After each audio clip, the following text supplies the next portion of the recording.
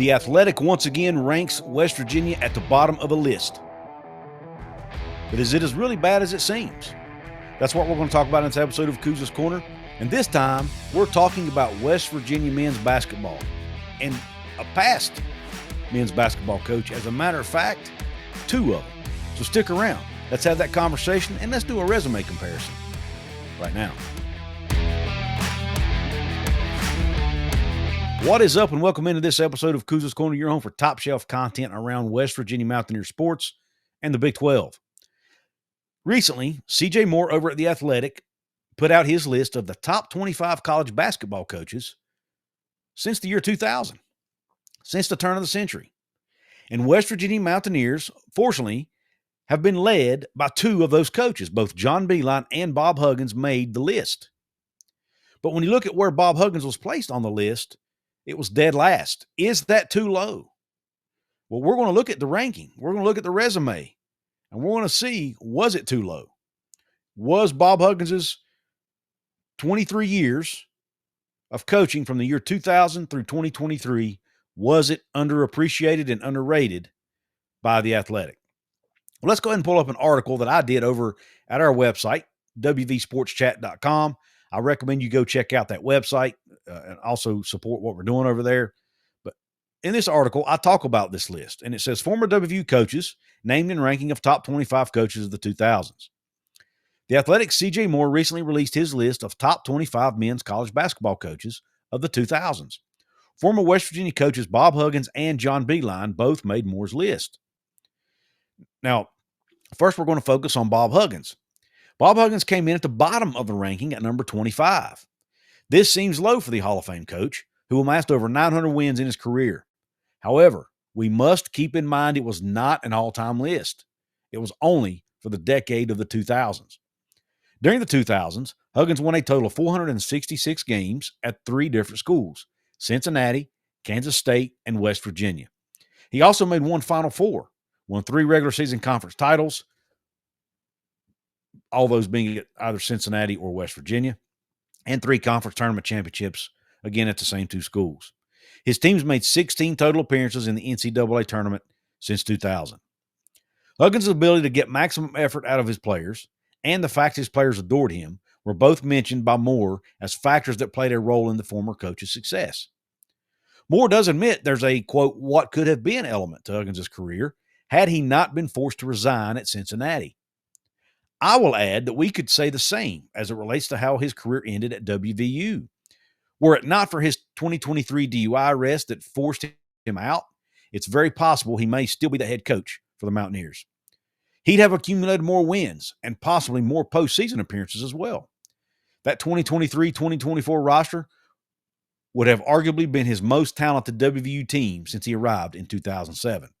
Unfortunately, Huggins was never able to coach that team because of his forced resignation. And when I first looked at this ranking, I saw Huggins at 25. I'm thinking there is no way he is the 25th ranked coach. He should be much higher than that. But I'll be honest, as I went through the resumes of these other coaches, I actually had no issue with it. And in a minute, I'm going to show you why. Now let's talk about John Beilein. Moore ranked John Beilein at number 17 on his list. The writer specifically notes Beilien being ahead of his time with his two-guard offense, as well as his ability to spot, quote, not blatantly obvious talent, end quote. In addition to his time at West Virginia from 2002 to 2007, Beilien also coached at Richmond and Michigan during the 2000s. And we all remember he left Michigan in 2019 to go to the NBA, and that didn't work out so well, but he left college basketball in 2019, so he has less seasons of coaching than some of the other coaches on this list, including Huggins. It says the Basketball Hall of Famer accumulated 426 wins, two Final Four appearances, three regular season conference titles, two conference tournament titles, and 11 total NCAA tournament appearances during the 2000s. While each coach did it in totally different ways, they are both worthy of their Hall of Fame status for what they did on the sidelines. And I will say, I'll throw this in, I also think they deserve to be on this list, okay? But the article goes on to state, unfortunately, they will both go down as two of the greatest coaches to never win a national championship. Fortunately, though, WVU was part of the success of each coach, and Mountaineer fans were able to experience their greatness. One can debate whether or not these two coaches are ranked properly on this list by The Athletic. What cannot be argued, however, is the impact each coach had on the Mountaineer men's basketball program. Now, let's go ahead and take a peek at the resumes of these two coaches and some of the other coaches on this list. And I'm not going to show every coach. I will tell you, though, once I get through this resume comparison, I will read the list aloud to you and let you know where each coach ranks. And I'm going to leave a link to that article at The Athletic in my description box. But here is, first off, I've got Huggins' resume and Beilein's resume at the top. Huggins was ranked 25th, Beilein 17th. Now, some of you may argue that Huggins was a better coach than Beilein. I think it's a fair argument. I think it's hard to go one way or the other. My personal opinion, I would probably have to go with John Beilein. I think he did more with less, and I think he's much more innovative in how he approached the game. And I think he also had success, in my opinion, more success later in his career. But when you look at Huggins, 466 wins since the turn of the century, but he only averaged 20.9 wins per season. Now, here's where I think Huggins probably deserved to be last of these top 25 coaches. Now, first off, being last on this list is not bad at all. To be one of the top 25 men's college, keep in mind there are over 300 Division I men's basketball programs. Okay? So to be 25th on this list is actually an honor. So I'm not trying to downgrade Huggins at all. But when you look at his resume compared to some of the other coaches, I think 25th is fair. He only averaged 20.9 wins a season. It was the lowest average of any coach on the list. He had one Final Four appearance, which was, a lot of the other coaches had more. No national titles, 3 regular season conference titles, 3 conference tournament titles. So, those don't blow you away necessarily. He did appear in 16 NCAA tournaments, which is good. 16 NCAA tournaments in 23 seasons, basically. So that's not bad. Now, when you look at Beilin, he was 8 spots higher on the list. He had less wins than Huggins, but he did it in less seasons. Because remember, he left the college game in 2019. So he actually averaged 22.4 wins a season. Went to 2 Final Fours. And I know he appeared in at least 1 national title. If my memory serves me correct, he may have been in 2. Let me know in the comments. Was it 1 or 2 for Beilin at Michigan? I think it was 2. Unfortunately, he didn't win either one of them, but he did appear in 2. Huggins never appeared in a national title game, so Beilin has that on him as well. They have the same amount of regular season conference titles, and Beilin has 1 less conference tournament title than Huggins did. And he appeared in 11 NCAA tournament appearances in the 2000s, which is basically the same percentage as Huggins because he did it in less seasons. So you can debate whether those two coaches are ranked accurately or not and whether Huggins should be higher or whether Beilin should be lower or whatever. But those are 2 pretty darn good resumes if you ask me. I'm looking at the glass half full here. Hey, do me a favor. Go check out my good friends over at Appalachia Digital. If you need a brand new website for your small business, or if you're just looking to get found easier on Google, go check out AppalachiaDigital.com/Couz. These are the fine folks who designed my brand new website over at WVSportsChat.com. They did a fantastic job. I love their work. I think you will too. So go check them out. AppalachiaDigital.com/Couz. Let them know Couz sent you. Now let's get back to the show. Now let's look at some other coaches. As I'm going through this list and I first see some of these names, and I'm thinking there's no way these guys should be higher on this than Huggins. But then I dig deeper into the resumes. Let's look at Bo Ryan, for example. Most of us remember his time at Wisconsin, where he beat that great Kentucky team. I think they were undefeated at the time. Everybody and their brother picked him to win a national title. Bo Ryan's Wisconsin team knocks him off in the NCAA tournament. Ends up playing in the national championship game that year, if I recall.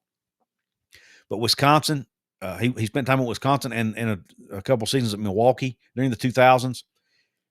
He was ranked 19th on the list, so a few spots ahead of Huggins. He only had 379 wins, but he left the game in 2019. He actually left in 2016, my fault. So he had even less seasons under his belt than what Beilin did. He also had 2 Final Four appearances, 4 regular season conference titles, 3 conference tournament titles, and 14 NCAA tournament appearances. And here's where it's remarkable for Bo Ryan. He was at Wisconsin for 14 years and made the NCAA tournament in every single one of them. That's impressive. It's hard to do that. To make it every single year, that's hard to do. He made a national title game, 2 Final Fours. Pretty darn good resume for Beilein. Now, you can argue that it's not better than Huggins's, and you can argue that Wisconsin's in the Big Ten, but let's remember, the Big Ten has not been known as a college basketball powerhouse. So it's not really that much easier to win at Wisconsin, in my opinion, than it is at West Virginia. At least it shouldn't be. Now let's go to Scott Drew, who was 18th on this list, one spot behind Beilein and a few spots ahead of Huggins. Scott Drew won 486 games during his time at Baylor, 21.1 wins a year. One Final Four, but an asterisk there because why? He won a national title that year. That alone probably put him ahead of Huggins. 3 regular season conference titles, no conference tournament titles in the Big 12. But let's be honest, Huggins didn't win any of his in the Big 12 either. And then 13 NCAA tournament appearances for Scott Drew at his time at Baylor, and also spent some time at Valparaiso in the 2000s. Now, this is a name when I first saw it, I'm like, there is no way Dana Altman should be ranked higher than Bob Huggins on this list. But then I go to the next line. And remember, Dana Altman is at Oregon now. Also spent several years at Creighton. Dana Altman has won 598 games since the turn of the century, folks. It's 23.9 wins a year. He's been to a Final Four. He's won 7 conference championships in the regular season, 8 conference tournament championships, and has also been in the NCAA tournament 14 times. So you could argue he should be higher on this list with 598 wins, right? Than 21st. Maybe he should even be ahead of Beilien. I don't know. Then you go to Matt Painter from Southern Illinois and most recently at Purdue, now at Purdue, ranked 16th on the list. Now, he's actually the first one we're talking about here that's actually ahead of Beilien on this list. Should he be? Well, he's won 10. He's won a lot more games, but he's also still coaching. He's won 23.6. He's averaging 23.6 wins a year, slightly better than what Beilien did. Went to 1 Final Four, one less than Beilien. But he's also won 6 conference regular season championships, which is 3 more than Beilien, and the same amount of conference tournament titles, which is the same as Beilien. And he's been to the NCAA tournament 17 times out of 24 seasons now. Or 25 seasons, whatever. However the math adds up. It's pretty darn good. So you could argue that Matt Painter shouldn't be that high, but it's hard. It's also hard to argue against it. Matt Painter's got a good resume. Then the last one, which is really head-scratching, is Tony Bennett. Tony Bennett, we all remember him as being the head coach at Virginia. He was ranked 12th on this list. And I'm thinking, man, is Tony Bennett really the 12th best coach of the 2000s? I mean, 2006 is really when the clock started ticking for him as a Division I head coach. And he started at Washington State in 2006, was there for 3 seasons before he went to Virginia, where he left in 2024.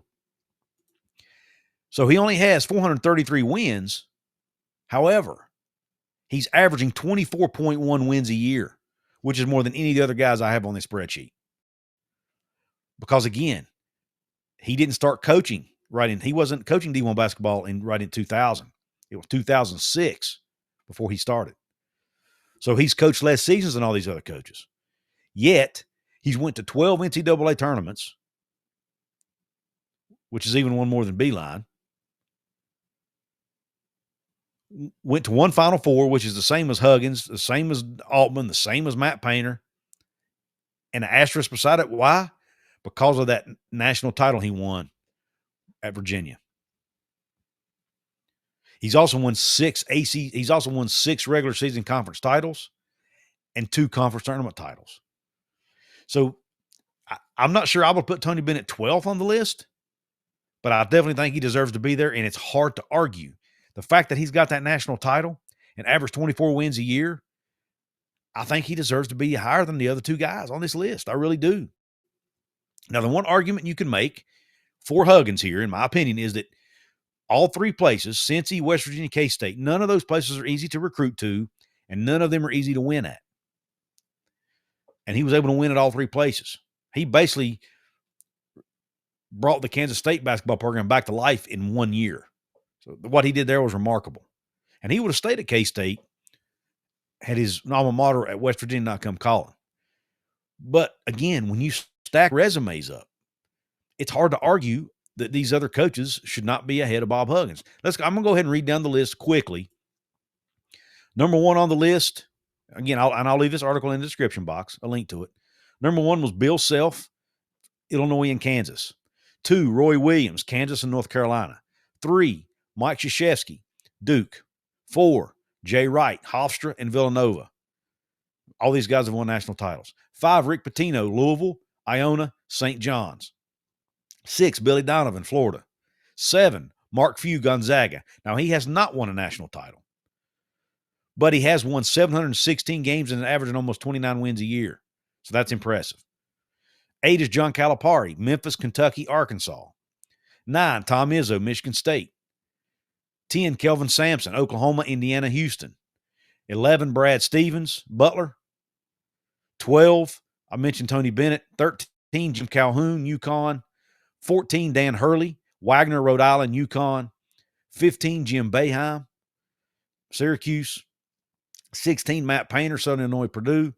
17, I mentioned John Beilein. 18, Scott Drew. Bo Ryan at 19. Bruce Pearl came in at 20 at Milwaukee, Tennessee, and Auburn. He's won 477 games, averaging almost 23 wins a year, but has won 6 regular season conference titles and went to 2 Final Fours. Dana Altman, I mentioned. Rick Barnes came in at 22. He's been at Texas and Tennessee, has won 591 games over that span since the 2000s. Gary Williams from Maryland came in at 23, won a national title at Maryland, also went to 2 Final Fours. Sean Miller at 24, at Xavier, Arizona, back to Xavier, and now at Texas. 487 wins, 24 wins a year, 13 NCAA tournament appearances, no Final Fours, no national titles. You could argue he's a little bit low on the list, or should be, maybe he shouldn't be higher than Huggins, but it's only 1 spot higher. So again, what's the big deal there? And he has won more games than Huggins since 2000, and actually did it in less time because he didn't start coaching at the D1 level till 2004. So he won more games than Bob Huggins in a shorter time frame. So again, that's probably why he's ahead of him on this list. And then 25 was Huggins. So what do you think? Give me your thoughts on, did you think Huggins was ranked too low? What about Beilein? Did you think Beilein was ranked too low, or did you agree with where Beilein came in ranked? I want to hear your thoughts in the comment section. I also want to remind you that you can support my channel for free by hitting the thumbs up button, especially if you like this content. If you're listening on podcast-only platforms, always give that 5-star rating. That really helps us out. Shout out to VIP members of this episode: Lonnie the Milwaukee Road, WVU Fan 13, Okie King, Shaq, Browns and Beers. If you want to be a paid club level member, hit the join button below. There's also a join button over at my channel homepage, right beside the profile photo, which is my channel logo. There's also other ways to support me in the description box. You can make purchases with links there that I can make a commission from. I also have a Couz's Corner merch store. Links to all of that can be found in the description. I want to thank you for tuning into this episode. Be sure to check out this video in the corner of your screen that YouTube says you'll like. Quick, I want to give a shout out to Jonathan Martin for holding the fort down while I was on vacation last week. He did a fantastic job covering for me. Really want to thank you, Jonathan, for taking care of it, man, and keeping the content flowing even though I wasn't able to.